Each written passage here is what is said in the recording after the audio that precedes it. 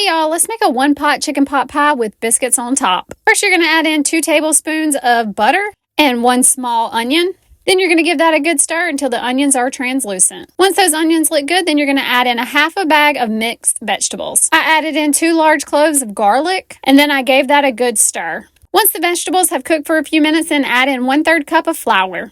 You want to make sure to let that flour cook down some, so give it a quick stir and make sure everything is incorporated before you move on. Then you're going to add in 1 3/4 cup of water and give that another quick stir. Then I added 1 3/4 tablespoons of chicken bouillon, and of course, you got to give that a quick stir as well. Then add in 1/2 cup of milk and 1/2 cup of heavy cream, and you know the drill, give that a quick stir. Let that cook for several minutes so that it can thicken. Then add in 2 cups of shredded chicken.